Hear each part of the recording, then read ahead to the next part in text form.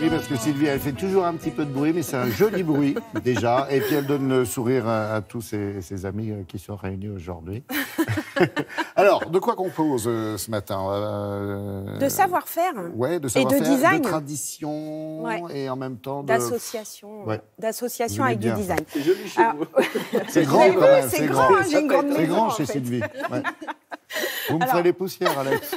Vous savez, comme j'aime les belles histoires, oui. Vous le disiez, savoir-faire, transmission, design. Ben là, c'est exactement tout réuni. Le bronzier, parce que je vais parler d'un bronzier dont je vais vous parler. Il existe, c'est un arbre qui pousse dans les belles forêts de savoir-faire. Voilà.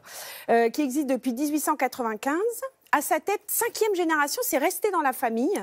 Ils défendent un savoir-faire exceptionnel. Évidemment, on y fabrique. De Lille, ça ? Si, exactement. C'est la 5e qui a repris, Jean de Lille qui a repris. L'entreprise est labellisée au patrimoine, entreprise du patrimoine vivant, ça veut dire qualité, ça veut dire savoir-faire remarquable, mais aussi modernité. Parce que 1895, c'est vieux, ça aurait pu mourir, ça aurait pu être rien. Et ben non, voilà, et les mêmes choses, et on ressort des placards. Là, à la fois, on ressort des placards, on renoue avec l'ADN de la marque, mais aussi, on fait appel à des nouveaux créateurs. Et là, c'est encore une belle rencontre entre Jean-Michel de Lille, le père de Jean, et Nicolas Aubagnac, qui est créateur, qui est designer, mais créateur. Il raconte à de Lille qu'il a envie de faire un luminaire qui a la forme d'un épi de blé.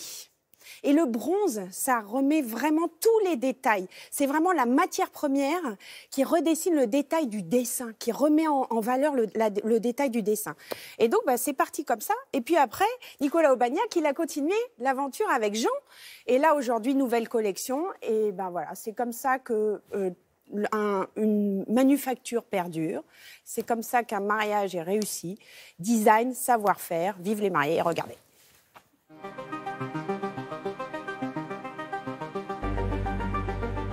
Henri de Lille a créé la maison en 1895. Il était dessinateur d'objets exceptionnels. On fait un peu toujours la même chose depuis 123 ans. On crée des objets sur mesure, luminaires, mobiliers, à partir d'une esquisse, d'un dessin, d'une idée. On est passé par des époques, le grand classique, on a aussi traversé l'art déco. Et le futur, on va dire, je vais le construire dans le présent en travaillant avec des créateurs comme Nicolas Aubagnac. Et c'est vrai que la collection Papyrus est un vrai succès parce qu'elle a à la fois des lignes contemporaines et un vrai souci du détail et de la minutie du travail du bronze.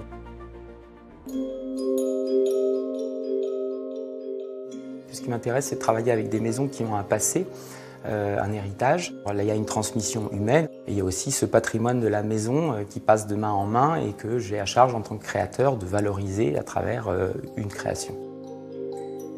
Ce qui m'a passionné dans la maison, c'est bien sûr le bronze, qui est un matériau particulier, c'est vraiment un matériau qui est fait pour la sculpture, qui est fait pour générer des matières, des brillances. C'est un matériau exigeant, mais c'est un process qui est long, donc ça nécessite beaucoup de temps. Moi, je n'avais pas une idée préconçue de ce que je voulais faire dès le départ. Le projet s'est structuré grâce au dialogue avec Jean-Michel et Jean et avec l'atelier, bien sûr, parce qu'il y a toujours la réponse de l'atelier, la réponse technique, mais qui vient d'ailleurs enrichir la réflexion au fur et à mesure. Pour cette collection Amazon, on a développé une technique particulière pour des objets de cette taille. On a conçu ce bronze que vous voyez ici avec de la cire, avec une technique de cire perdue. Cette technique est un peu plus longue, mais par contre permet de retranscrire tous les détails parfaitement. Ce qui m'a intéressé dans le bronze, c'est cette capacité à rendre des textures à la fois très délicates et en même temps brutes, et de jouer justement sur cette alternance, ce contraste entre des choses extrêmement raffinées et des choses qui sont plus râpeuses, plus rudes. Ces maisons, ça pourrait être des belles endormies si elles n'avaient pas à l'esprit de toujours rester dans leur époque. Et je crois que notre travail en tant que créateur, c'est de venir réinterroger le savoir-faire de ces maisons. Et la création, elle est faite pour ça. Elle est faite pour interroger et pour faire une proposition contemporaine qui va ensuite s'inscrire dans le patrimoine. Un instant, j'ai eu peur que vous pétiez carrément le pied. J'espère qu'on est bien assuré parce que c'est vrai que quand... quand je vous ai vu prendre l'épi, quand je vais dans des endroits comme ça, qui quand même, dans leur showroom, il y a des lustres de 1895, et là, on se dit, je les touche pas. On a invité Sylvia Digard. Faites attention. Il travaille toujours pour la même signature, pour la même maison, notre ami? Ah non, non. En fait, il collabore avec plusieurs maisons différentes. C'est ça le principe du design. C'est là l'apport du design par rapport au savoir-faire, mais par rapport à l'industrie, par rapport à plein de choses. Donc, qui que vous soyez, si vous fabriquez quelque chose, n'oubliez pas le design. Et n'oubliez pas de faire appel. Non, je ne me fâche pas, j'interpelle. Non, j'interpelle. Je dis, n'oublions pas le design. Le ton monte. Voilà. Allez. Merci toute seule.